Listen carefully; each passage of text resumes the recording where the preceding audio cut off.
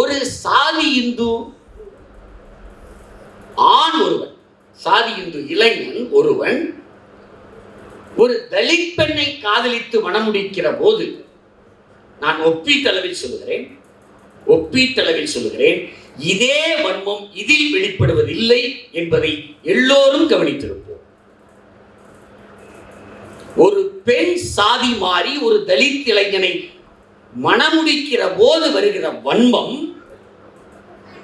பெற்ற மகளானாலும் படுகொலை செய்ய வேண்டும் என்று வருகிற அந்த மிருகத்தனம், அதே சாதி இந்துவாக இருக்கிற ஒரு ஆண் ஒரு தலித் பெண்ணை மணமுடிக்கிற போது அதே வன்மம் வருவதில்லை, பெருமளவில் இல்லை.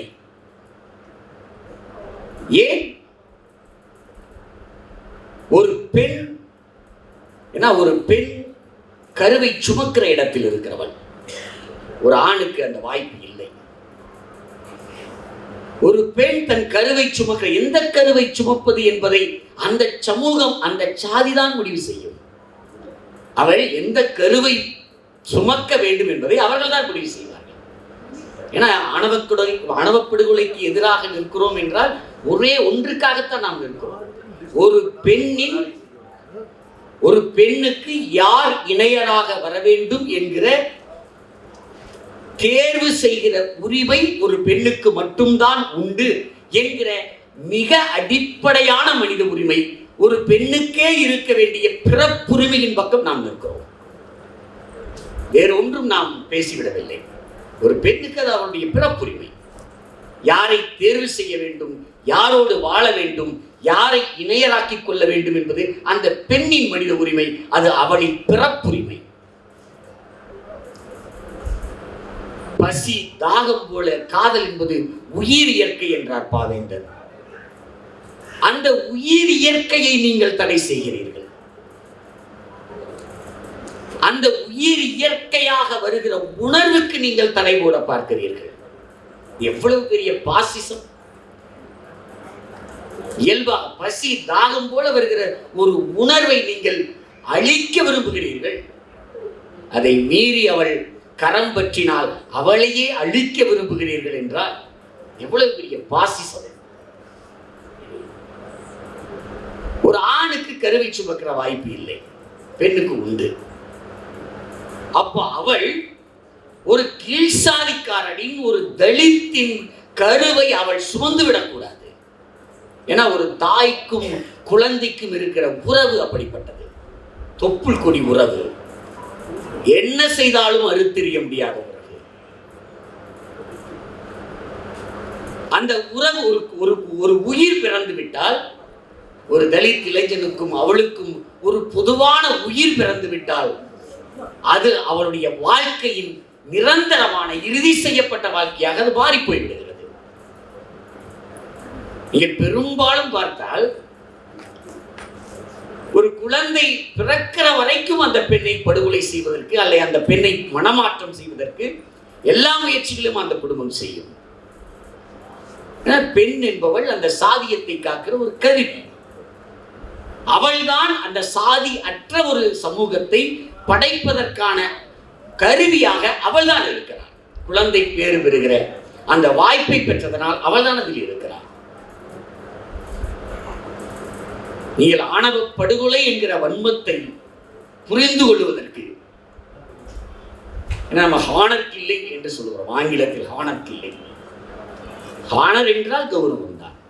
நாம் ஆணவ படுகொலை என்ன, அதில் என்ன கௌரவம் என்று நாம் ஆணவ படுகொலை என்கிறோம். ஆனால் அடிப்படையில்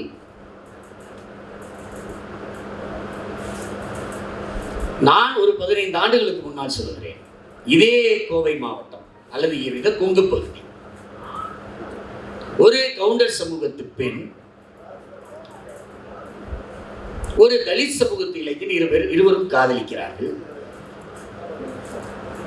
அவள் நன்கு படித்திருக்கிறாள். அவளுக்கு பெங்களூரில் இருக்கிற ஒரு ஐடி நிறுவனத்தில் வேலை கிடைக்கிறது.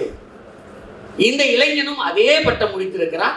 அவளுக்கும் அந்த பெண் அதே நிறுவனத்தில், அதே ஊதியத்தில், அதே பதவியில் ஒரு வேலையை அவள் போய் வாங்கி கொடுக்கிறார். இவனும் பெங்களூர் போய் இருவரும் ஒன்றாக பணி செய்கிறார்கள். ஒன்றாக பணி செய்து ரெண்டு பேரும் திருமணம் செய்து கொள்கிறார்கள். வீட்டுக்கு தெரியாமல் திருமணம் செய்து கொள்கிறார்கள். அந்த இளைஞனுடைய பெற்றோர் குடும்பம் மட்டும் ஆதரவாக இருக்கிறது.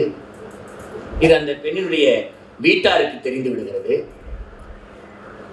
தெரிந்த பிறகு பல வகையில் அவர்களுக்கு அச்சுறுத்தல் கொடுக்கிறார்கள், விரட்டுகிறார்கள், எல்லாம் செய்கிறார்கள். மனமாற்றம் செய்ய எல்லா முயற்சிகளும் நடக்கின்றன. ஒரு கட்டத்தில் அந்த குழந்தை அவள் கருவுற்ற பிறகு பெங்களூரிலிருந்து அந்த இளைஞனுடைய பெற்றோர் வீட்டிற்கு வந்து விடுகிறார்கள். கருவுற்ற நேரத்தில் பெரியவர்களோடு இருக்க வேண்டும் என்று வந்து விடுகிறார்கள். ஒரு 4-5 மாதம் கருவுற்று 4-5 மாதம் ஆனதற்கு பிறகு அந்த பெற்றோர் இவர்கள் வீட்டு தேடி வந்து இந்த சொத்தை மட்டும் எங்களுக்கு எழுதி கொடுத்துட்டு போயிடுங்க, அதற்கு நீ ஒரு கையெழுத்து மட்டும் போட வேண்டி இருக்கிறது, கையெழுத்து போட்டு போயிடு, எப்படி பண்ணிட்டீங்க, நீங்க சந்தோஷமா இருங்க, எங்களுக்கு எந்த பிரச்சனையும் இல்லை என்று சொல்லிவிட்டு அந்த பெண்ணும் வீட்டிற்கு வருகிறாள். முன் அறையில் சோபா செட்டில் அமர்ந்திருக்கிறாள். கையெழுத்து போடுவதற்கு அழைக்கிறார்கள். அவர் அங்கே இருக்கிற அறைக்குள் போகிறாள். அறைக்குள் போன வேகத்தில் அந்த அறையை தாளிட்டு அந்த பிள்ளையினுடைய தந்தையும் அண்ணனும் சேர்ந்து அந்த பிள்ளையை வெட்டி படுகொலை செய்தார்கள். 5 மாத கர்ப்பிணியை படுகொலை செய்த பிறகு அவருக்கு ஒரு 56 வயது இருக்கலாம். அந்த கவுண்டருக்கு 56 வயது இருக்கலாம். அவர் அந்த இரத்தக்கரை வடிந்த அருவாளை எடுத்துக்கொண்டு காவல் நிலையம் போய் ஆய்வாளரின் மேஜையின் மீது அந்த அருவாளை வைத்து,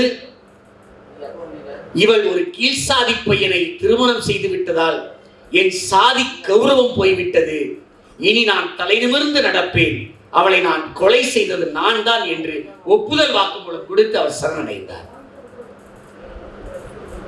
அவர்கள் இழந்த கௌரவத்தை மீட்டுக் கொள்ள வேண்டும். மீட்டுக் கொள்ளுவதற்கான எல்லா வாய்ப்புகளும் அடைபட்ட பிறகு, எல்லா வாய்ப்புகளும், கடத்தல் முயற்சி, சித்திரவதை, எமோஷனல் பிளாக்மெயில், எல்லா கட்டங்களும் முடிந்த பிறகு இனி இந்த கௌரவத்தை, நாம் இழந்த கௌரவத்தை எப்படி மீட்டுக் கொள்வது? அதற்கு ஒரே வாய்ப்பு, ஒரே வழி அவளை படுகொலை செய்வதுதான் என்று இழந்த கௌரவத்தை அந்த குடும்பம் மீட்டுக் கொள்ளுகிறது. மகளை கொல்வதனால் கௌரவம் போவதில்லை, மகள் இன்னொரு சாதிக்காரனுடன் வாழ்வதால் கௌரவம் போகிறது. அவளை படுகொலை செய்து விட்டால் அந்த கௌரவம் மீண்டு வருகிறது. இந்த கௌரவத்தை அப்படித்தான் அவர்கள் மீட்டுக் கொள்கிறார்கள். இப்படி இருக்கிற ஒரு சாதிய சமூகத்தில் பிறந்த கௌசல்யா, இப்படி ஒரு சாதி இறுக்கத்தில் வளர்ந்த கௌசல்யா, சங்கரை கரம் பிடித்து சங்கரும் தானும் படுகொலைக்கு ஆளாகி தான் உயிர் தப்பித்து இன்று வரைக்கும், நீங்கள் இந்த தீர்ப்பு வந்த காலத்திலும் சரி, கௌசல்யா மறுமணம் செய்த பொழுதும் சரி, சக்தியை மறுமணம் செய்த பொழுதும் சரி, என்னிடம் அதை ஏளனப்படுத்தி பேசியவர்கள், என்னிடம் அதை இழிவுபடுத்தி பேசியவர்கள், இதுதான் உங்க காதலா, பாத்தியா உங்க காதல் என்ன ஆச்சுன்னு என்று பேசியவர்கள் எல்லோரும் சாதி வெறியர்களாகத்தான் இருந்தார்கள். பேசியவர்கள் சாதி இந்துக்களாகத்தான் இருந்தார்கள். ஏன்? அவர்கள் கண்ணோட்டத்தில் கௌசல்யாவை அவர்கள் ஒரு காலத்திலும் ஏற்றுக்கொள்ள மாட்டார்கள். ஏன்னா நீ ஆவணப்படத்தில் அந்த கௌசல்யாவோட பாட்டின்னு கருதுறேன், அவருடைய தம்பி எல்லோரும் திரும்ப திரும்ப என்ன சொல்கிறார்கள், அவளை மீட்டிங்ல பேசுறத முதல்ல நிறுத்த சொல்லுங்க, மீட்டிங்ல பேசுறதை நிறுத்த சொல்லுங்க, மேடையில் என்ன பேசிட்டு இருக்க, மேடையில பேசுறதை நிறுத்த சொல்லுங்க. ஏன்னா அவங்களுக்கு இறுதியில் ஒரு நப்பாசை என்னன்னா, இப்படி ஒரு கருத்து அவளிடம் வரவில்லை, ஆனால் பெரியாரும் அம்பேத்கரும் இந்த சாதி ஒழிப்பு அரசியலும் இந்த கோட்பாடுகளும் அவளுக்குள் வராமல் போனால், அதில் ஊன்றி நிற்காமல் போனால், அதில் வேர்பிடிக்காமல் போனால், அவளை இனிமேலும் மீட்பதற்கு வாய்ப்பு இருக்கிறது என்கிற ஒரு நப்பாசை அவர்களுக்கு உண்டு.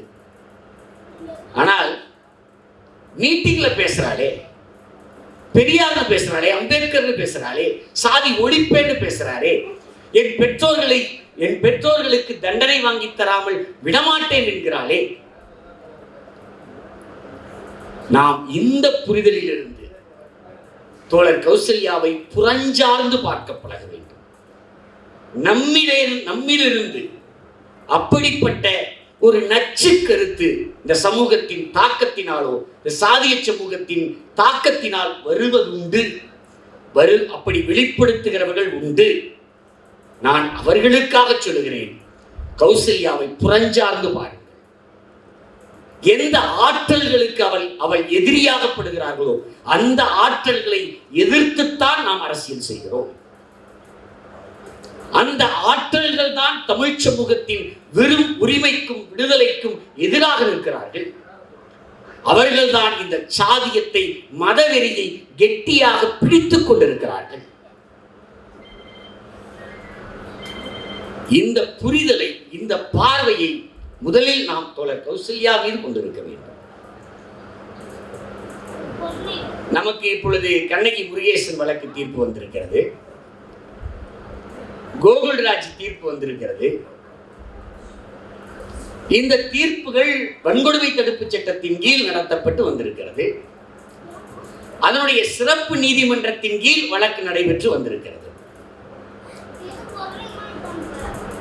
அதனால் நமக்கு ஒரு கேள்வி எழுகிறது, இந்த SC/ST சட்டமே போதாதா? ஆணவ படுகொலைகளுக்கு எதிரான தனி சட்டம் வேண்டுமா? இதன் கீழே வழக்கு பதிவு செய்ய முடியும். இந்த SC/ST சிறப்பு நீதிமன்றத்திலேயே நாம் தண்டனைகளை பெற முடியும். ஏன்னா அதுவும் ஆணவ படுகொலை தான். முருகேசன் கண்ணகி இதுவும் ஆணவ படுகொலை தான். சங்கர் படுகொலையும் ஆணவ படுகொலை தான். கோகுல்ராஜும் ஆணவ படுகொலை தான். இந்த மூன்றுக்கும் ஒரு வேறுபாடு உண்டு. கண்ணகி முருகேசன் படுகொலை நடைபெறுகிற போது ஆணவ படுகொலை என்கிற பதம் வெளியில் பேசப்படவே இல்லை, மூச்சே இல்லை. சங்கர் படுகொலையான போது நாம் பேசினோம் இது ஆணவ படுகொலை என்று. கோகுல்ராஜ் வழக்கு தீர்ப்பின் போது எல்லா ஊடகங்களும் எல்லா நாளிதழ்களும் இதை ஆணவ படுகொலை என்று பேசின. நந்தீஸ்வரியினுடைய படுகொலையின் போது இந்த இயக்குனர் ரஞ்சித், கௌசல்யா கூட போயிருந்தாங்க. எல்லோரும் அங்கே ஆட்சியர் அலுவலகத்தில் அவர்கள் திரும்ப திரும்ப கேட்ட போராடிய ஒரு செய்தி, இதை ஆணவ படுகொலை என்று பதிவு செய்யுங்கள். இறுதி வரை அவர்கள் செய்யவே இல்லை. இன்றைக்கு கோகுல்ராஜ் தீர்ப்பு வருகிற போது இயல்பாக ஊடகங்கள் ஆணவ படுகொலை, கோகுல்ராஜ் ஆணவ படுகொலை என்று திரும்ப திரும்ப பேசுகிறார். இந்த ஆணவ படுகொலை என்பது ஒரு தனி குற்ற வகை என்பதை நிறுவுவதற்கு, ஆணவ படுகொலை என்பதை அறிந்தேற்பதற்கே நாம் இவ்வளவு காலம் போராடி இருக்கிறோம், உழைத்திருக்கிறோம், இவ்வளவு காலம் கடந்து வர வேண்டி இருக்கிறது. வன்கொடுமை தடுப்பு சட்டமே போதாதா தண்டனை பெற்றுத் தருவதற்கு? அந்த சட்டத்தின் கீழே நாம் வழக்கு பதிந்தால் போதாதா? தனிச்சட்டம் வேண்டுமா? ஆணவ கொலைக்கு எதிரான தனிச்சட்டம் வேண்டுமா என்கிற கேள்வி எழும். நாம் சொல்லுகிறோம், கோகுல்ராஜ் படுகொலை செய்யப்பட்டால் நீங்கள் SC/ST வழக்கின் கீழ் அந்த வழக்கை நடத்துகிறீர்கள், பதிவு செய்கிறீர்கள், நடத்துகிறீர்கள். சங்கர் படுகொலை செய்யப்பட்டால் நீங்கள் SC/ST கீழ் வழக்கை நடத்துகிறீர்கள். முருகேசன் படுகொலை செய்யப்பட்டால் அதை நீங்க அதன் கீழ் நடத்தலாம். சிற்றரசு கொலையை நீங்கள் அப்படி நடத்தலாம். நீங்கள் உடுமலைப்பேட்டை நிகழ்ச்சியில் கௌசல்யா படுகொலை செய்யப்பட்டிருந்தால் எந்த சட்டத்தின் கீழ் நடத்துவீர்கள்? அந்த படுகொலையை நீங்கள் எந்த சட்டத்தின் கீழ் வழக்கு பதிவு செய்து எந்த சிறப்பு நீதிமன்றத்தின் கீழ் நடத்துவீர்கள்?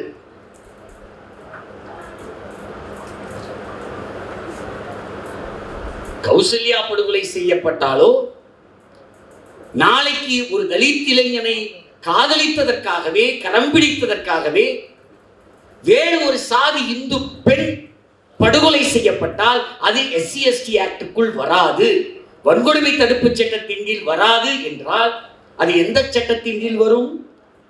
இயல்பான சாதாரணமான கொலை வழக்கின் கீழ் வரும். அப்படியானால் ஆணவ படுகொலை என்கிற தனி குற்ற வகையை ஏற்கவில்லை, சட்டம் ஏற்கவில்லை என்கிற பொருள் ஆகாதா?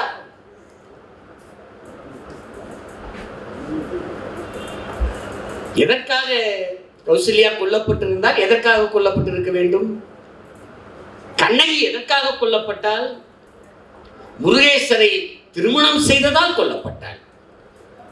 முருகேசனை நான் மறக்க மாட்டேன், அவனை கைவிட மாட்டேன், அவனோடுதான் வாழ்வேன் என்பதனால் கொல்லப்பட்டாள். கௌசல்யா ஏன் படுகொலை முயற்சி ஏன் கௌசல்யா மீது நடந்தது? சங்கரை நான் விட்டுக் கொடுக்க மாட்டேன், அவனை ஏமாற்ற மாட்டேன், அவனுக்கு நான் உண்மையாக இருப்பேன், அவன்தான் என் வாழ்நாள் இணை என்ற உறுதியினால் அவள் மீது கொலை முயற்சி நடந்தது.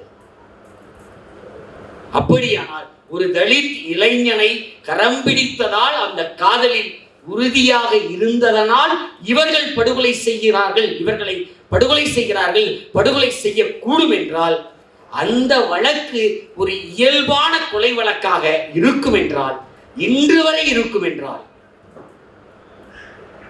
இந்த சமூகம் அல்லது அரசு இந்த படுகொலைகளின் பின்னால் இருக்கிற சாதியத்தை கண்டுகொள்ளவில்லை அல்லது காண மறுக்கிறது என்பது ஒரு அரசுக்கு அவமானகரமானதாக இருக்காதா என்று நாம் கேள்வி கேட்க விரும்புகிறோம். இந்த படுகொலை இயல்பான கொலை வழக்காகத்தான் இருக்கும் என்றால், இந்த படுகொலையின் பின்னால் இருக்கிற சாதியத்தை நீங்கள் கணக்கில் எடுத்துக் கொள்ள மாட்டீர்கள், கண்டுகொள்ள மாட்டீர்கள் என்கிற நிலை இன்றைக்கும் தொடருமானால் அது ஒரு அரசுக்கு அவமானமானதாகத்தான் இருக்க முடியும் என்பதை நாம் சுட்டிக்காட்டத்தான் வேண்டும். ஆணவ படுகொலைக்கு எதிரான தனி சட்டத்தை நாம் இந்த அடிப்படையிலிருந்து கேட்கிறோம். நீங்கள் இன்னொரு வகையில் சொன்னால், சங்கர் வழக்கில் நாம் சிறப்பு நீதிமன்றத்தில் தண்டனைகள் பெற்றோம். உயர் நீதிமன்றத்தில் சின்னச்சாமியும் விடுதலை செய்யப்பட்டு விட்டார். நீங்கள் சிறப்பு நீதிமன்றத்தில் அன்னலட்சுமியும் பாண்டித்துரையும் பிரசன்னாவும் விடுதலை செய்யப்படுகிறார்கள். ஆனால் உயர் நீதிமன்றத்தில் முதல் குற்றவாளி கௌசல்யாவின் தந்தை சின்னச்சாமி விடுதலை செய்யப்பட்டு விட்டார். ஏன்னா அந்த வழக்கில் அடிப்படை அந்த கொலை குற்றத்திற்கு சதி செய்தவருக்கும் நேரடியாக வெட்டி படுகொலை செய்த கொலையாளிகளுக்குமான தொடர்பை மெய்ப்பிக்க வேண்டும். அந்த மெய்ப்பிப்பதற்கு எதையெல்லாம் நிறுவ வேண்டும், எதையெல்லாம் அவர்கள் நிரூபிக்க வேண்டும்? ஒன்று, அந்த கொலைக்கு முன்னால் கௌசல்யாவும் சங்கரும் சின்னச்சாமி மீது தொடுத்த வழக்கு, அவர்கள் சின்னச்சாமிக்கு எதிராக காவல் நிலையத்தில் கொடுத்த முறையீடு, இந்த முறையீட்டின் நிலை என்ன? அப்படியானால் கௌசல்யா அதோடு சமாதானமாகி விட்டாரா, அதோடு பிரச்சனை முடிந்ததா என்பதை அவர்கள் நிறுவ வேண்டும். கௌசல்யாவின் தந்தை கொலையாளிகளை ஒரு விடுதியில், பழனியின் அருகில் ஒரு விடுதியில் தங்க வைத்ததை நிறுவ வேண்டும். அந்த பழனி அருள்மிகு தண்டாயுதபாணி கோயிலுக்கு உட்பட்ட ஒரு சிறுவர் பூங்காவில் சின்னச்சாமியும் கொலையாளிகளும் பேசிக் கொண்டிருப்பதற்கான சாட்சி உண்டு. அந்த ரோப்கார் ஜங்ஷனில் அதே சின்னச்சாமி வேறு கொலையாளிகள் இருவரோடு பேசிக் கொண்டிருந்ததற்கான சாட்சி உண்டு. அது அந்த கீழ நீதிமன்றத்தில் நிரூபணமாகும், அது முன்வைக்கப்பட்டது. இதை இங்கே நிரூபிக்க வேண்டும், உயர் நீதிமன்றத்தில் நிரூபிக்க வேண்டும். அதேபோல் சின்னச்சாமிக்கும் அன்னலட்சுமிக்குமான ஜாயிண்ட் அக்கௌண்டில் 80,000 ரூபாய் கிட்ட பணம் எடுத்திருக்கிறார்கள். அந்த பணம் எடுத்ததை இவர்கள் நிறுவ வேண்டும். இதையெல்லாம் நிறுவ வேண்டும். இதை நிறுவ தவறிவிட்டது உயர் நீதிமன்றத்தில் அரசு தரப்பு வழக்கறிஞர்கள் இதை நிறுவ தவறிவிட்டார்கள். என்ன நடந்தது? நீங்க லாட்ஜில் தங்கி இருந்ததற்கான போதிய சான்று இல்லை. ஏன்னா அந்த லாட்ஜில் எதையுமே கடைபிடிக்கவில்லை. ஒரு லாட்ஜ்னா என்னென்னலாம் கடைபிடிப்பாங்களோ ஒரு ஐடி ப்ரூஃப் வாங்கி வைக்கவில்லை. அவங்களுக்கு முறையான எதுவும் இல்லை. ஒரே ஒரு ரசீதை கொடுக்கிறார்கள். அந்த ரசீது இந்த கொலையாளிகளுக்கு இருக்கிறதே ஒழிய அந்த லாட்ஜில் தங்கிய பிற மற்றவர்களுடைய ரசீது இருக்குன்னா அதெல்லாம் இல்லை, அதற்கான பதிவு இல்லை. அப்படியானால் இவர்களுக்காக மட்டும் ஒரு ரசீது நீதிமன்றத்தில் காண்பிக்கப்படுகிறது. அதனால் அந்த லாட்ஜில், அந்த அறையில் தங்கி இருப்பதை இவர்களால் நிறுவ முடியவில்லை. சரி, விடுதியில் கொலையாளிகளோடு சின்னசாமி பேசிக் கொண்டிருந்தாரே, சிறுவர் பூங்காவில் பேசிக் கொண்டிருந்தாரே, பேசிக் கொண்டிருந்தார். சின்னசாமி அப்பொழுது அந்த சிறுவர் பூங்காவில் நின்று கொண்டு கொலையாளிகளிடம் சொன்னார், இந்த கௌசல்யா சங்கர்னு ஒருத்தனை கல்யாணம் பண்ணிட்டு போயிட்டா, என்னுடைய நற்பெயரே போச்சு, என்னுடைய கௌரவமே போச்சு, இனி அவங்க 2 பேரை கொலை செய்யாம விடக்கூடாது என்று சொன்னதை கேட்டதாக அந்த சாட்சி திருப்பூர் நீதிமன்றத்தில் சொல்லியிருக்கிறார், சிறப்பு நீதிமன்றத்தில் சொல்லியிருக்கிறார்.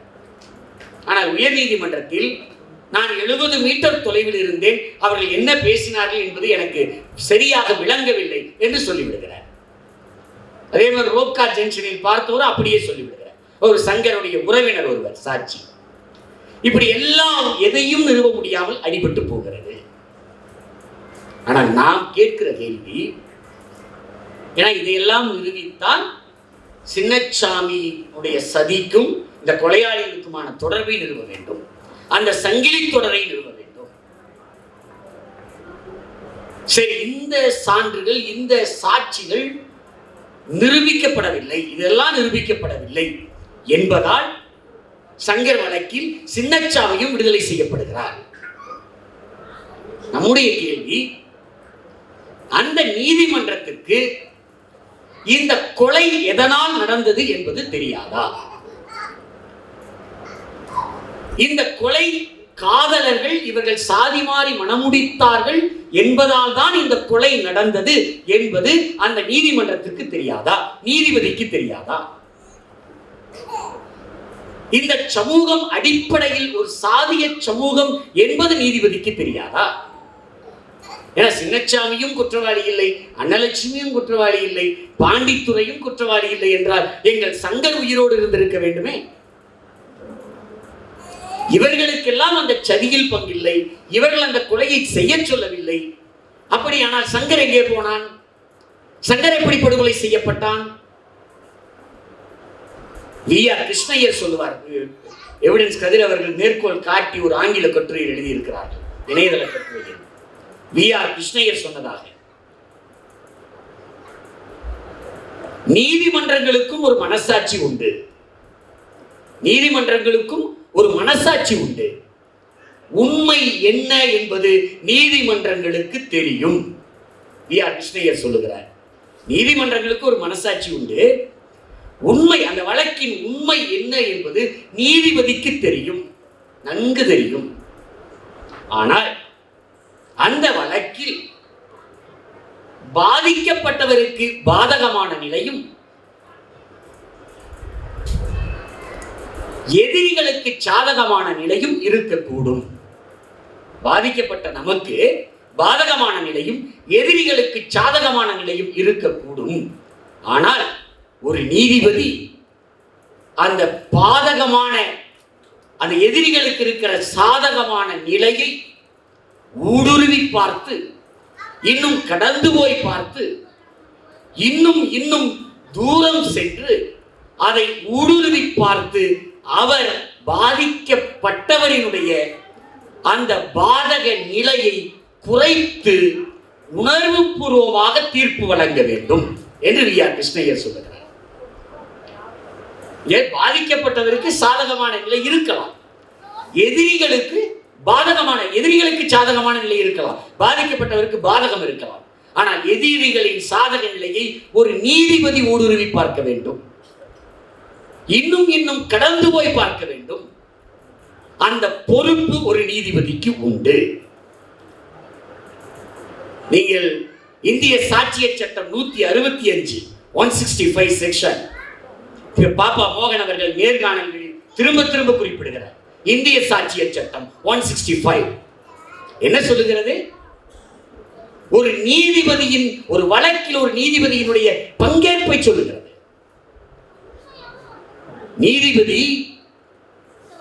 he is not a neutral spectator என்று சொல்லுகிறார். அவர் தொலைக்காட்சி நேர்காணலில் சொல்லுகிறார், he is not a neutral spectator, he is not a tape recorder machine. பாப்பா மகன் சொல்லுகிற வாசகம், he is not a neutral spectator, he is not a tape recorder machine. he is a participant in prosecution. அவர் அந்த ப்ராசிக்யூஷனில் பங்கேற்க வேண்டும். இதைத்தான் section 165 சொல்கிறது. நீங்கள் ஒரு நீதிபதி சாட்சியிடம் என்ன செய்யலாம்? ஒரு சாட்சி நிற்கிறார், அவர் முன்னுக்கு பின் முரண் சொல்லுகிறார். கீழவை நீதிமன்றத்தில் ஒன்று சொல்லுகிறார், இங்கே உயர் நீதிமன்றத்தில் ஒன்று சொல்லுகிறார்.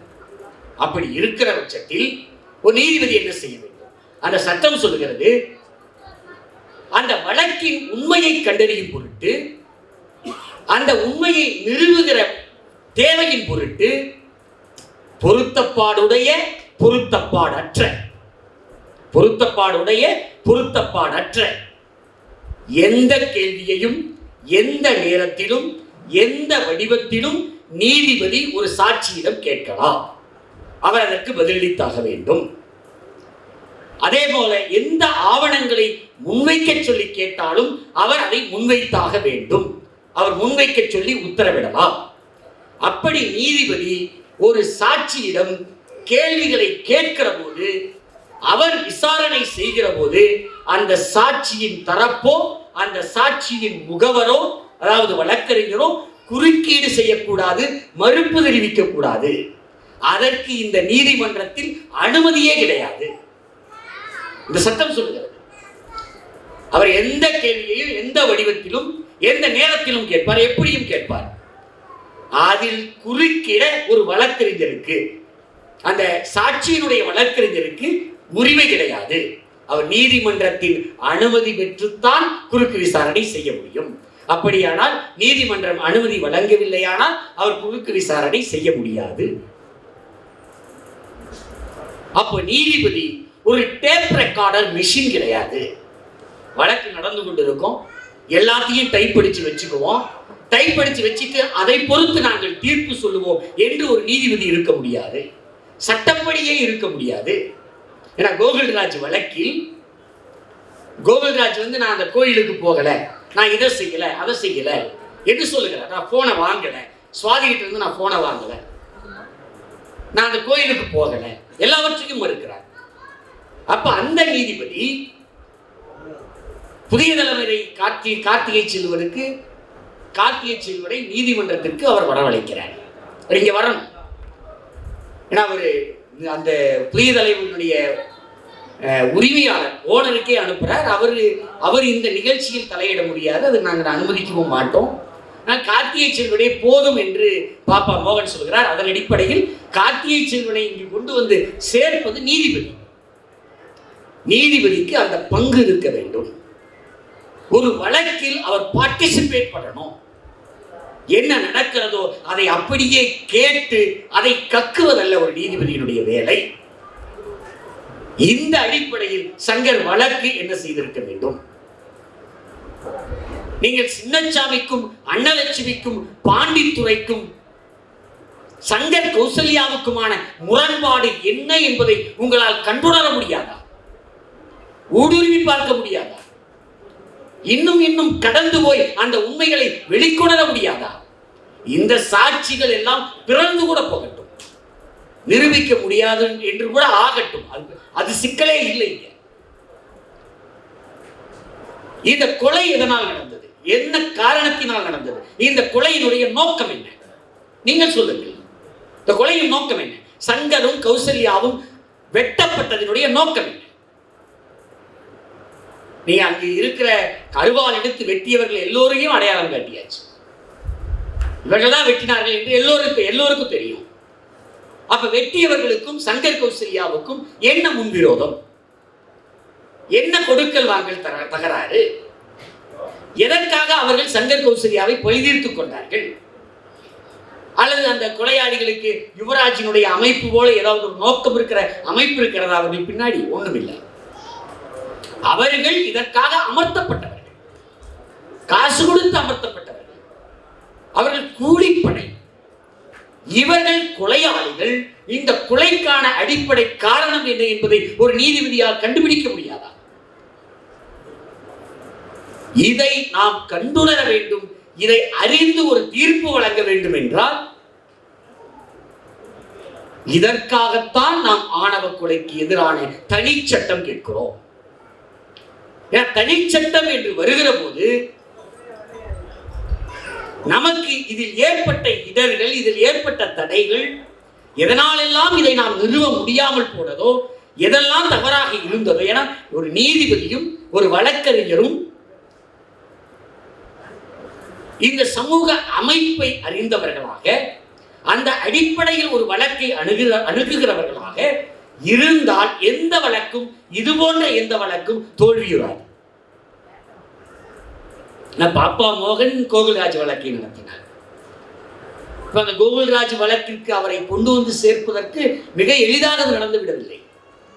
அது பல தடைகளை தாண்டி எத்தனையோ மறுப்புகள் நடந்து அதற்கு பிறகு ஒரு கட்டத்தில் தான் அவரை அரசு தரப்பு வழக்கறிஞராக நியமிக்கிறார். அதற்கு ஒரு பெரிய போராட்டம். அப்ப நீங்க இந்த நீதிபதியை இந்த கண்ணோட்டத்தில் ஒரு வழக்கை அணுகச் செய்வதற்கும், இப்படி பாப்பா மோகன் போன்ற ஒரு வழக்கறிஞரை ஆணவ கொலைக்கு எதிரான வழக்குகளில் நாம் அமர்த்துவதற்குமான எளிதான வழிகள் கிடைக்க வேண்டுமானால் நமக்கு தனிச்சட்டம் வேண்டும். தனிச்சட்டத்தில் அதற்குரிய கூறுகள் இடம்பெற வேண்டும். அது என்னென்ன இடம்பெற வேண்டும் என்பதெல்லாம் தனி செய்தி. ஆனால் இது இருந்தால் நாம் அதை கோர முடியும். இது இருந்தால், இது இல்லாமல் அந்த தனிச்சட்டம் வருவதற்கு வாய்ப்பில்லை, வந்தாலும் பயனில்லை. இந்த காரணங்களுக்காக ஆணவ படுகொலைக்கு எதிரான தனிச்சட்டம் நாம் கேட்கிறோம். ஏன்னா 2012ஆம் ஆண்டு இந்திய சட்ட ஆணையம் கொடுத்த அறிக்கை, 2009இல் ஆணவ கொலை தொடர்பாக நடந்த நாடாளுமன்ற விவாதத்தின் அடிப்படையில் அன்றைக்கு இருந்த உள்துறை அமைச்சர் கேட்டுக்கொண்டதற்கிணங்க இந்திய சட்ட ஆணையம் கொடுத்த அறிக்கை, 2012 ஆகஸ்டில் கொடுத்த அறிக்கை. அந்த அறிக்கை ஹானர் கில்லிங் என்று இதை சொல்ல வேண்டியதில்லை என்று சொல்லுகிறது. ஆணவ கொலை, ஆணவ குற்றம் என்று சொல்ல வேண்டியதில்லை என்று சொல்லுகிறது. எதிரெல்லாம் கொலைகள் என்கிற பட்டியலில் ஆணவ கொலையை சேர்க்க வேண்டியதில்லை என்று சொல்லுகிறது. பர்டன் ஆஃப் ப்ரூஃப், ஒரு குற்றவாளி தான் குற்றமற்றவர் என்பதை அவரே நிரூபிக்கொள்ள வேண்டும் என்பதை நாம் இதற்கு பொருத்த முடியாது, அது ஒரு தவறான வழிகாட்டுதல் ஆகிவிடும் என்று சொல்லுகிறது. ஆனால் தனிச்சட்டம் வேண்டும் என்பதை அங்கீகரிக்கிறது. தனிச்சட்டம் வேண்டும் என்பதை அது மறுக்கவில்லை. இந்த நாட்டில், ஏன்னா அந்த அறிக்கையினுடைய தலைப்பே மன உறவை தேர்ந்தெடுக்கிற சுதந்திரத்தில் கௌரவத்தின் பேராலோ பாரம்பரியத்தின் பேராலோ தடை செய்வதை தடுப்பதற்கான அதிகாரம், இதுதான் அந்த அறிக்கையுடைய தலைப்பு. இதை தடை செய்ய வேண்டும். ஒரு கௌரவத்தின் பேரோ பாரம்பரியத்தின் பேராலோ ஒருவருடைய விருப்ப தேர்வுக்கு நீங்கள் தடையாக இருக்க முடியாது. இதுதான் அந்த அறிக்கையினுடைய தலைப்பு. தனிச்சட்டம் வேண்டும் என்று அது அங்கீகரிக்கிறது. அது இந்து திருமண சட்டம் ஒன்றை, Hindu marriage disabilities removal act 1946, இந்து திருமணங்களில் வருகிற தடைகளை அகற்றுவதற்கான சட்டம், 1946ஆவது சட்டம். அதை எடுத்துக்காட்டி அந்த அறிக்கை சொல்லுகிறது, இந்துக்களுக்குள் திருமணம் செய்யக்கூடாது என்று அந்த சட்டம் தடை செய்யவில்லை. இந்துக்களுக்குள் திருமணம் செய்யக்கூடாது என்று அது தடை செய்யவில்லை. இந்துக்களுக்குள் யாரும் யாரை வேண்டுமானாலும் திருமணம் செய்யலாம். சங்கர் கௌசல்யாவை திருமணம் செய்யலாம், கண்ணகி முருகேசனை செய்யலாம், யாரும் யாரை வேண்டுமானாலும் திருமணம் செய்யலாம். இதை சட்டம் தடுக்கவில்லை. சட்டம் தடுக்காத ஒன்றை நீங்கள் தடை செய்வதற்கு அனுமதி இல்லை. அது சட்டவிரோதம், அதை ஏற்க முடியாது. இதை அந்த அறிக்கை வெளிப்படையாக சொல்கிறது. நீங்கள் அப்படி தடை செய்வீர்களானால், காதலனுடைய விருப்புரிமைக்கு எதிராக நிற்கிறீர்களானால், இந்த அரசமைப்பை போற்றுகிற சமூகத்தில், ஒரு முற்போக்கு ஜனநாயக சமூகத்தில் அப்படி நடந்து கொண்டிருப்பதை ஒரு அரசு வேடிக்கை பார்த்துக் கொண்டிருக்க முடியாது. இது சட்டத்தின் ஆட்சி. இந்த சட்டம் காதலுக்கு தடையாக இல்லை. இந்துக்களுக்குள் யார் யாரை வேண்டுமானாலும் திருமணம் செய்து கொள்ளலாம். அதற்கு சட்டம் அனுமதி கொடுக்கிறது. சட்டம் அனுமதி கொடுக்கிற ஒன்றை நீங்கள் மீறினால்னா ஒரு பெண்ணை சித்திரவதை செய்தால், வீட்டில் அடைத்து வைத்தால், அடித்தால், மிரட்டினால், அவர்களை தனிமைப்படுத்தினால், சமூக புறக்கணிப்பு செய்தால், எது செய்தாலும் அது சட்டப்படி குற்றம். அவர்கள் மீது வழக்கு தொடுக்கப்பட வேண்டும், கைது செய்யப்பட வேண்டும். ஏன்னா பொதுவா அது இந்திய சட்ட ஆணையத்துடைய அறிக்கையானாலும் சரி, உச்ச நீதிமன்றத்தின் 2018 தீர்ப்பானாலும் சரி, அவர்கள் அதிகம் அவர்களுடைய மையமாக இருப்பது பஞ்சாயத்து, அது போன்ற பஞ்சாயத்து முறைகள். வடநாடுகளில் அதிகம் இருக்கிற பஞ்சாயத்து முறைகள். அவர்களே நீதிபதிகள் ஆகிக் கொள்கிறார்கள், அவர்களே தீர்ப்பு வழங்குகிறார்கள், சமூக புறக்கணிப்புகளை அவர்களே செய்து வைக்கிறார்கள். அவர்கள் சொல்லுவதற்கு அந்த சாதியும் சமூகமும் கட்டுப்படுகிறது. அந்த பஞ்சாயத்துகளே பெற்றோரை நீங்கள் உங்கள் மகளை படுகொலை செய்யுங்கள் என்று வழிகாட்டுகிறது, கட்டாயப்படுத்துகிறது. இதையெல்லாம் மையப்படுத்தித்தான் இந்த அறிக்கையும் வருகிறது, உச்ச நீதிமன்ற தீர்ப்பும் வருகிறது. தனி சட்டம் வேண்டும் என்று அந்த அறிக்கை சொல்லுகிறது. இது சட்டவிரோதம் என்று சொல்லுகிறது. இது அரசமைப்பின் விழுமியங்களுக்கு எதிரானது என்று சொல்லுகிறது. ஜனநாயகத்துக்கு புறம்பானது என்று சொல்லுகிறது. இதை ஒரு அரசு வேடிக்கை பார்த்து கொண்டிருக்க முடியாது என்று சொல்லுகிறது. 2018 சக்தி வாகினி என்கிற அமைப்பிற்கும் உச்ச நீதிமன்ற இந்திய அரசுக்குமான அந்த வழக்கு 2018 தலைமை நீதிபதி தீபக் மிஸ்ரா, கல்புக்கர், சந்திரசூட் என்கிற 3 நீதிபதிகள் கொடுத்த தீர்ப்பு. அந்த 3 நீதிபதிகளும் திரும்ப நீங்கள் ஒரு மாநில அரசு கடந்த 5 ஆண்டுகளில் அவர்களுடைய அரசுக்குட்பட்ட ஒவ்வொரு மாவட்டங்களில் எத்தனை ஆணவ படுகொலைகள் நடந்திருக்கின்றன என்று அறிக்கை கேட்கிறது அந்த தீர்ப்பு. மத்திய அரசும் மாநில அரசும் இணைந்து ஆணவ படுகொலைகளுக்கு எதிராக செயல்பட வேண்டும். விழிப்புணர்வு கூட்டங்கள் நடத்த வேண்டும். எது குறித்து விழிப்புணர்வு செய்ய வேண்டும்? சட்டத்தின் ஆட்சி பற்றியும் சமூக நீதி பற்றியும் விழிப்புணர்வு நடத்த வேண்டும். உச்ச நீதிமன்ற தீர்ப்பு சொல்லுகிறது. சட்டத்தின் ஆட்சின்னு அங்க ஏன் சொல்றாங்க? ஒரு காதலை தடுப்பதற்கு சட்டம் அனுமதிப்பதில்லை. சட்டத்தின் ஆட்சி என்றால் அதை தடை செய்யவே கூடாது. ஆனா என்ன நடக்குது? நீங்க காவல் நிலையங்களுக்கு போங்க. அண்மையில் ஒரு காதல் இணையரை பொள்ளாச்சி மகளிர் காவல் நிலையத்திற்கு அழைச்சிட்டு போனேன். அந்த பெண்ணினுடைய பெற்றோரை அவர்கள் வரவழைத்து விட்டார்கள். ஒரு கூட்டமா வந்துட்டாங்க.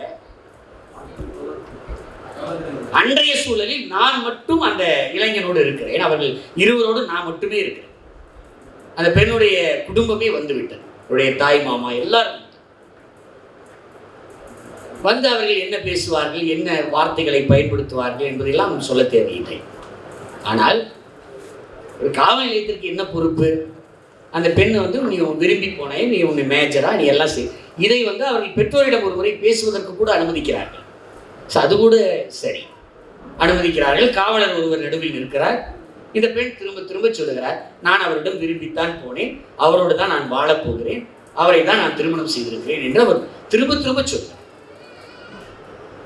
அந்த காவலர்கள் முன்னிலையிலேயே அந்த பெண்ணுடைய தாய் மாமாவும் மற்றவர்களும் நின்று கொண்டு, நல்லா கேட்டுங்க, ஒரு 10 நாள் எங்களோட வா, ஒரு 10 நாள் எங்களோட வா, அதுவும் முடியல ஒரு 3 நாள் எங்களோட வா, அப்புறம் நீ இந்த முடிவு தான் எடுக்கிறியா, நாங்களே உனக்கு கல்யாணம் பண்ணி வச்சோம். இது ஆய்வாளர் முன்னால் பேசுகிறார்கள். சரி பேசுனா அப்ப ஆய்வாளரிடம் தடையிட்டு இதற்கு மேல் நீங்கள் அனுமதிக்க கூடாது கேட்டுட்டாங்க. அவங்க அவங்களுடைய உறுதியை சொல்லிட்டாங்க. இன்னும் ஒரு முறைக்கு 2 முறை நீங்கள் கேட்டு விட்டீர்கள். நீங்களும் தனியே அழைத்தும் கேட்டு விட்டீர்கள். இப்படி பேசுவதற்கு, இந்த அளவு பேசுவதற்கு நீங்கள் எப்படி அனுமதிக்கலாம்? இது குற்றம், இதை நீங்கள் செய்யக்கூடாது என்று நான் விரல் நீட்டி கேட்கிறேன். இருங்க, அவங்க பெற்றவங்க பாவம், வளர்த்தவங்களுக்கு அப்படித்தானே இருக்கும். இப்படி ஒரு காவலர் சொன்னால் அது ஆணவ குற்றமாக கருதப்பட வேண்டும். ஹானர் கில்லிங்ஸ், ஹானர் கிரைம்ஸ் இருக்குல்ல, நீங்க திருப்பூர் கமிஷன் ஆபீஸ்க்கு ஒரு தடவை போறோம், இதே காதல் பிரச்சனைக்கு முறையிடுவதற்காக போகிறோம். அங்கே அது நம்மளை அழைத்து என்ன மனு என்னன்னு விசாரிக்கிற ஒரு அதிகாரி, நீங்கெல்லாம் பொம்பளை புத்தி பிள்ளைய பெத்து வளர்த்திருந்தா தெரியும் என்கிற. இது ஆணவ குற்றமா இல்லையா?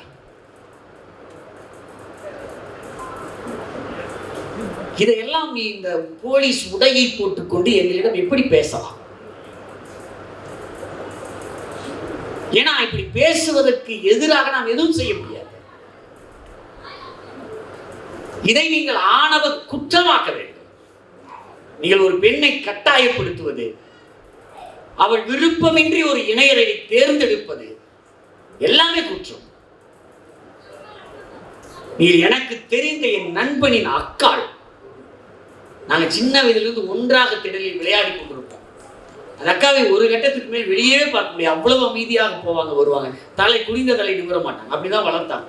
ஆனா அவருக்கு ஒரு காதல் பிறந்தது, அவருக்கு ஒரு காதல் பூத்தது. அந்த காதலுக்கு அவர்கள் வீட்டுக்குள்ளேயே எதிர்ப்பு தெரிவித்து தடையாக இருந்து வேறொரு மனம் முடிப்பதற்கு எல்லா ஏற்பாடுகளையும் செய்து பத்திரிகை அடித்து எல்லாம் விநியோகம் செய்த நிலையில் அந்த அக்கா தற்கொலை செய்து கொண்டு மாண்டு போனார்.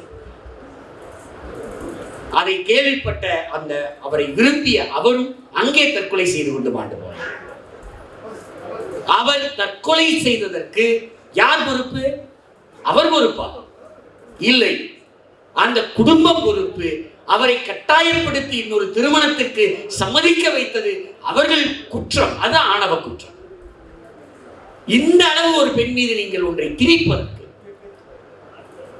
விருப்பத்திற்கு மாறாக ஒரு திருமணம் செய்ய வைப்பதற்கு நீங்கள் என்ன முயற்சி எடுத்தாலும் அது ஆணவ குற்றமாக கருதப்பட வேண்டும்.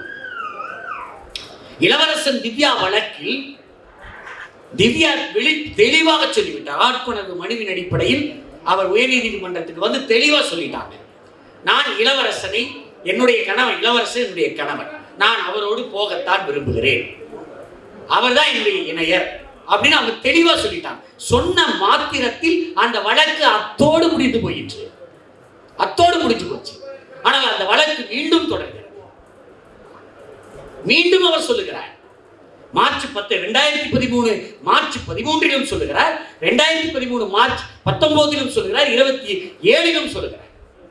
2 முறையும் நீதிபதி முன்னால் நான் இளவரசனோடு போக விரும்புகிறேன், இளவரசனோடு வாழ விரும்புகிறேன்.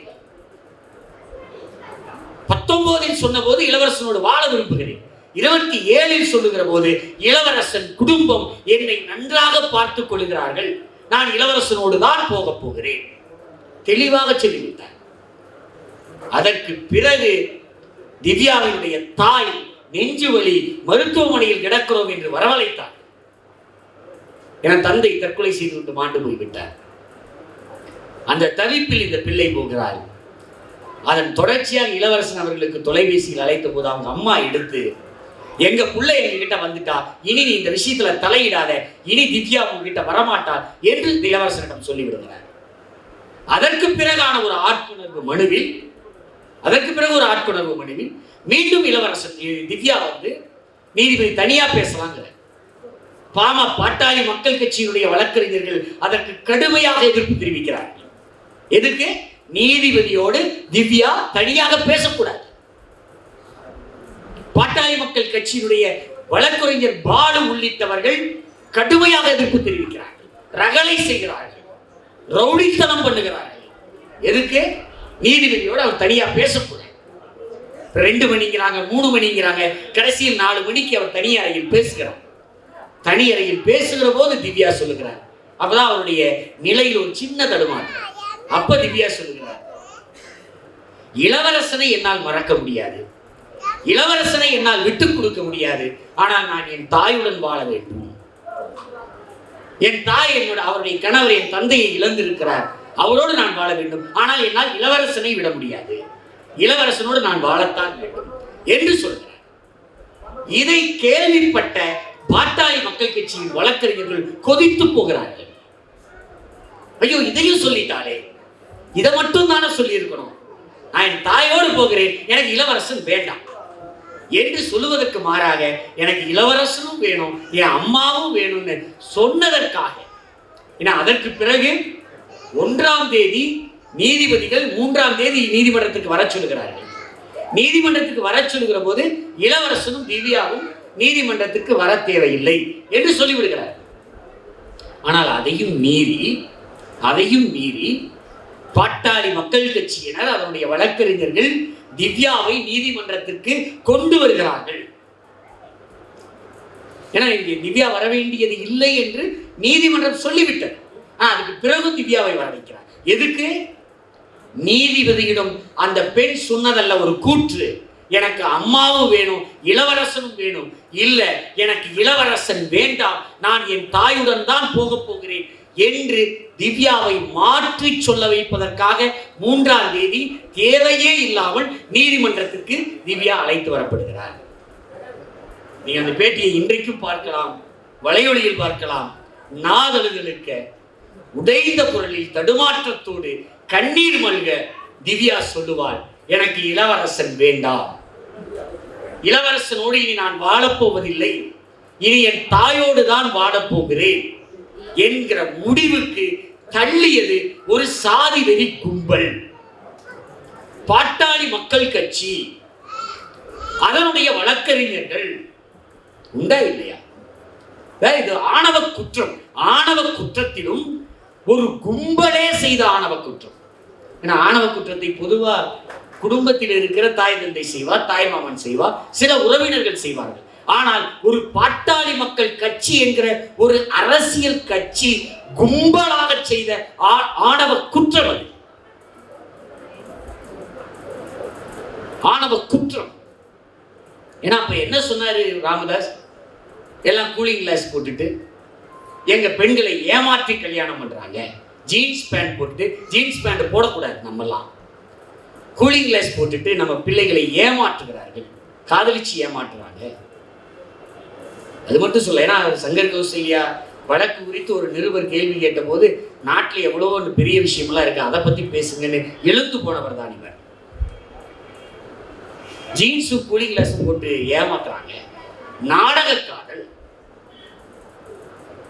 இதெல்லாம் கோகுல்ராஜ் கொலைக்கு முன்னால் நடந்தது தான். கோகுல்ராஜ் கொலைக்கு அவர்களும் தான் பொறுப்பு. ஒரு ஆணவ குற்றத்தை ஒரு கும்பல் செய்கிறது, ஒரு அரசியல் கட்சி தலைவர் செய்கிறார். ஆனா ஆணவ குற்றம் என்கிற வரையறை இல்லை, அவ்வளவுதான். ஆணவ குற்றங்களுக்கு எதிராக ஒரு தனி சட்டம் இல்லை, அவ்வளவுதான். தனி சட்டம் இருந்தால் எவனும் ஒரு பொது மேடையில் அப்படி பேசுகிற துணிவு வராது, அல்லது நாம் அதற்கு அனுமதிக்க மாட்டோம். சட்டத்திடம் முறையிடலாம், நடவடிக்கை எடுக்காவிட்டால் நாம் அதை எதிர்த்து மேல்முறையிடலாம், எல்லாம் செய்யலாம். இப்ப ராமதாஸ் மட்டுமல்ல, இந்த கொங்கு நாடு மக்கள் தேசிய கட்சி ஈஸ்வரன் ஒரு மாநாட்டில், ஒரு பெரிய மாநாட்டில் ஆயிரக்கணக்கானவர்கள் இருக்கிறார்கள். அந்த மாநாட்டில் அவர் வெளிப்படையாக பேசினார். ஏன்னா நம்ம கவுண்டர் சமூகத்துல நம்ம பிள்ளைகளை எல்லாம் எப்படி வளர்ப்போம்? பொத்தி பொத்தி வளர்ப்போம்.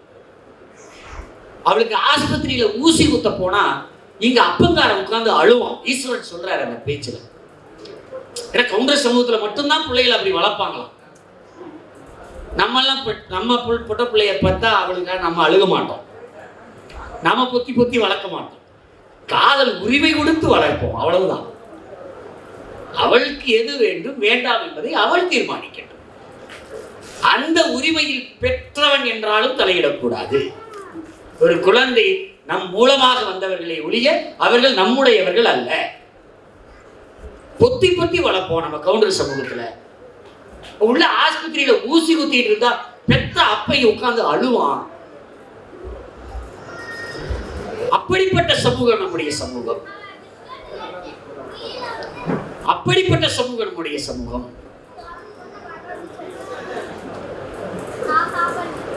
நான் திருமணம் செய்யவில்லை, ஆனால் எனக்கு 5 லட்சம் ரூபாய் பணம் கொடுங்கள் என்று பேரம் பேசினான். யார் சொல்றா? ஈஸ்வரன் சொல்றார். டாக்டர் ராமதாஸ் என்ன சொல்லுகிறார்? நாடக காதல் என்கிறார். ஜீன்ஸ் போட்டு கூலிங் கிளாஸ் போட்டு நம் பெண்களை ஏமாற்றுகிறார்கள் என்று சொல்லுகிறார். ஈஸ்வரன் சொல்லுகிறார் பேரம் பேசி பணம் பறிப்பதற்காக இவர்கள் நம் பெண்களை காதலிக்கிறார்கள் என்று சொல்லுகிறார்.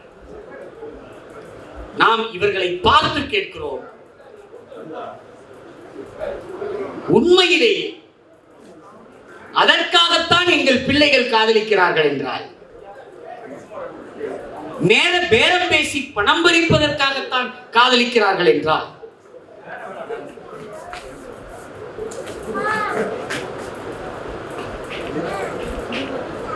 பெண்களை ஏமாற்றுவதற்குத்தான் காதலிக்கிறார்கள் என்றால்,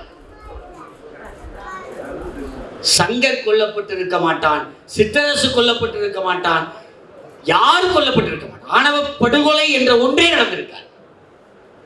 இவர்கள் யாரும் படுகொலை செய்யப்பட்டிருக்க மாட்டார்கள்.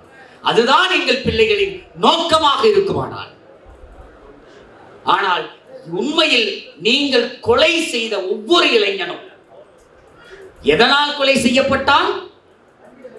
அந்த பெண்ணை ஏமாற்றியதாலா, விட்டுக் கொடுத்ததாலா, பேரம் பேசியதாலா, நாடக காதல் செய்ததாலா? இல்லை, அந்த பெண்ணை உங்கள் அச்சுறுத்தல்களுக்கு மீறி, மிரட்டல்களுக்கு மீறி, உங்களுடைய கொலைக்கு அஞ்சாமல் அந்த பெண்ணை கரம் பிடித்ததனால் கொல்லப்பட்டார்கள். திருமணம் செய்ததால் கொல்லப்பட்டார்கள். உங்களுடைய பணம் வேண்டாம், உங்களுடைய உறவுகள் வேண்டாம், அவளை நான் தாய் போல் காக்கிறேன் என்கிற உணர்வோடு காத்ததனால் கொல்லப்பட்டார்கள். நீங்கள் கொலை செய்கிற நிலைமையே அதனால் தானே வருகிறது. என்ன செய்தாலும் விட மாட்டேன் என்கிறான். பணம் தரேன் என்று சொன்னாலும் விட மாட்டேங்கிறான். சொத்தெழுதி தரேனாலும் விட மாட்டேங்கிறான். மிரட்டினாலும் விட மாட்டேங்கிறான். வெட்ட போனாலும் விட மாட்டேங்கிறான். என்ன செய்தாலும் இவன் விடமாட்டேன் என்கிறான் என்பதனால் தான் நீங்கள் படுகொலை செய்கிறீர்கள். ஒரு சான்று காட்டுங்கள். நாடக காதல் என்பதற்கும் பேரம் பேசினார்கள் என்பதற்கும் டாக்டர் ராமதாசும் ஈஸ்வரனும் அவர்கள்தான் இந்த சமூகத்தின் ஒட்டுமொத்த பிரதிநிதிகள் என்று கனவு காணக்கூடாது. டாக்டர் ராமதாசுக்கு பாவலரேறு பெருஞ்சித்திரனாரையும் இன்றைக்கும் இருக்கிற தோழர் பொழிலன் போன்றவர்களையும் நாம் நினைவுபடுத்த வேண்டும். ஈஸ்வரனுக்கு இந்த கோகுல்ராஜ் வழக்கில் தீர்ப்பு வாங்கி கொடுத்த பாப்பா மோகனை நினைவுபடுத்துகிறோம். உங்கள் சமூகத்திலும் முற்போக்காளர்கள் உண்டு, சாதி எதிர்ப்பாளர்கள் உண்டு, சாதி மறுப்பாளர்கள் உண்டு, குடியாட்சிய ஆற்றல்கள் உண்டு, சமூக நீதி ஆற்றல்கள் உண்டு. அதை நாங்கள் பயிரி பெருக செய்வோம், இன்னும் வென்றெடுப்போம், ஜனநாயகப்படுத்துவோம், எல்லாம் செய்வோம். ஆனால் உங்களுக்கு நான் அதை நினைவுபடுத்துவேன். நண்பர்களே, தோழர்களே, இந்த ஆணவ கொலைகள், ஆணவ குற்றங்கள் இரண்டுக்கும் எதிராக நாம் தனி சட்டம் கொள்வோம். இந்த தனி சட்டம் என்பது ஆணவ கொலையே அடியோடு ஒழிக்கப்பட வேண்டுமானால் சாதி ஒழிக்கப்பட வேண்டும். ஆனால் சாதி ஒழிகிற வரைக்கும் நாம் ஆணவ படுகொலைகளை அனுமதித்துக் கொண்டிருக்க முடியாது. நமக்கு எல்லா வழிகாட்டுதல்களும் இருக்கின்றன. இந்திய சட்ட ஆணையம் இருக்கிற அறிக்கை இருக்கிறது. இந்திய உச்ச நீதிமன்றம் 2018 மார்ச் 27 கொடுத்திருக்கிற தீர்ப்பு இருக்கிறது. அந்த தீர்ப்பு வெளிப்படையாக ஆணவ கொலைகளுக்கு எதிராக நிற்கிறது. தனிச்சட்டம் வேண்டுமா வேண்டாமா என்பது பற்றி அல்ல, ஆனால் காதல் இணையர்களுக்கு அவர்களுடைய விருப்புரிமையை, தேர்ந்தெடுக்கிற உரிமையை பாதுகாக்க வேண்டும் என்று உச்ச நீதிமன்ற தீர்ப்பு சொல்லுகிறது. ஒரு மாநில அரசும் மத்திய அரசும் இணைந்து இது சட்டத்தின் ஆட்சி என்பதையும் சமூக நீதி என்பதையும் மக்களிடம் விழிப்புணர்வு ஏற்படுத்த வேண்டும் என்று அந்த தீர்ப்பு சொல்லுகிறது. ஒரு காதல் இணையர்கள் ஒரு போலீஸ் ஸ்டேஷனுக்கு உட்பட்ட பகுதியில் ஒரு சாதி மறுத்து, மதம் மறுத்து ஒரு திருமணம் செய்து கொண்டிருக்கிறார்கள் என்று தெரிந்தால் அந்த காவல் நிலைய ஆய்வாளர் டிஎஸ்பிக்கு அறிக்கை அளிக்க வேண்டும், எஸ்பிக்கு அறிக்கை அளிக்க வேண்டும். அந்த அறிக்கைகளை உடனடியான நடவடிக்கை எடுக்க வேண்டும். அந்த காதல் இணையர்கள் சாதி மறுத்து திருமணம் செய்தவர்களுடைய பின்னணியை பார்க்க வேண்டும். அவர்களுக்கு என்ன அச்சுறுத்தல் ஏற்பட்டிருக்கிறது என்று பார்க்க வேண்டும். அவர்கள் எந்த அளவு பலம் பொருந்தியவர்கள், சாதி பலம் பொருந்தியவர்கள், அவர்கள் எந்த அளவுக்கு போவார்கள் என்பதை கண்டறிந்து அதன் மீது நடவடிக்கை எடுக்க வேண்டும். அப்படி நடவடிக்கை எடுக்க ஒரு காவல் அதிகாரி தவறினால், அது எந்த காவல் அதிகாரியா இருந்தாலும் சரி, அவர் மீது சட்ட நடவடிக்கை எடுக்க வேண்டும். அவருக்கு 6 மாதம் வரை தண்டனை கொடுக்கப்பட வேண்டும். எதுக்கு? ஒருத்தர் கல்யாணம் பண்ணிட்டாங்க, அவர்கள் படுகொலை செய்யப்படுவதற்கு, அவர்கள் மீது சித்திரவதை நடப்பதற்கான வாய்ப்பு இருக்கிறது என்று அறிந்தும் ஒரு காவலர், ஒரு எஸ்பியோ, டிஎஸ்பியோ, இன்ஸ்பெக்டரோ நடவடிக்கை எடுக்க தவறினால் அவர்கள் மீது நடவடிக்கை எடுக்க வேண்டும். ஒரு குழு ஒன்றை நியமிக்க வேண்டும். ஒரு காதலர்கள் அவர்களுடைய துன்பங்களை, அவர்களுக்கு ஏற்படுகிற தடைகளை, இடர்பாடுகளை முறையிடுவதற்கு 24 மணி நேரமும் அவர்கள் முறையிடுவதற்கான ஏற்பாடு இருக்க வேண்டும் என்று அந்த தீர்ப்பு சொல்லுகிறது. அப்படி ஒருவருக்கு உண்மையிலேயே உயிருக்கு பாதுகாப்பு வேண்டும் என்றால், அவர்கள் கொலை செய்யப்பட்டு விடுவார்கள் என்றால், அந்த தீர்ப்பு சொல்லுகிறது அந்த காதலர்களுக்கு 1 மாதத்திலிருந்து 1 வருட காலம் வரைக்கும் அவர்களுக்கு தனியாக வீடு எடுத்து அவர்களை தங்க வைக்க வேண்டும். அதற்கு காவலர்கள் பாதுகாப்பு இருக்க வேண்டும். இதற்கு யார் பொறுப்பேற்க வேண்டும்? அந்த மாவட்ட ஆட்சியர் பொறுப்பேற்க வேண்டும். இப்படிப்பட்ட அறிக்கைகளும், இந்திய சட்ட ஆணையத்தின் அறிக்கையும், உச்ச நீதிமன்ற தீர்ப்பும் நமக்கு ஆணவ படுகொலைகள், குற்றங்களுக்கு எதிரான தனி சட்டத்திற்கு வெளிச்சம் காட்டுகின்றன. இந்த வெளிச்சத்திலிருந்து, இந்த ஒளி விளக்குகளிலிருந்து, இந்த சுடர்மிகு அறிக்கை தீர்ப்புகளிலிருந்து தமிழ்நாடு முதலமைச்சரை நாம் வேண்டுகிறோம். இந்த கோரிக்கை பெருவேளையிலிருந்து வேண்டுகிறோம்.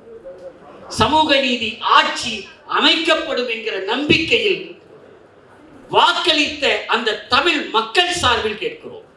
சமூக நீதி ஆற்றல்கள் சார்பில் கேட்கிறோம். விடுதலை சிறுத்தைகள் கட்சியின் சார்பில், திராவிடர் விடுதலை கழகத்தின் சார்பில், மனித உரிமை ஆற்றல்களின் சார்பில் தமிழ்நாடு முதலமைச்சரை இந்த பெருமேடை வேண்டி கேட்டுக்கொள்கிறது. தமிழ்நாடு அரசே, ஆணவ கொலைகள், ஆணவ குற்றங்களுக்கு எதிரான தனி சட்டம் இயற்றிடுக. நன்றி, வணக்கம்.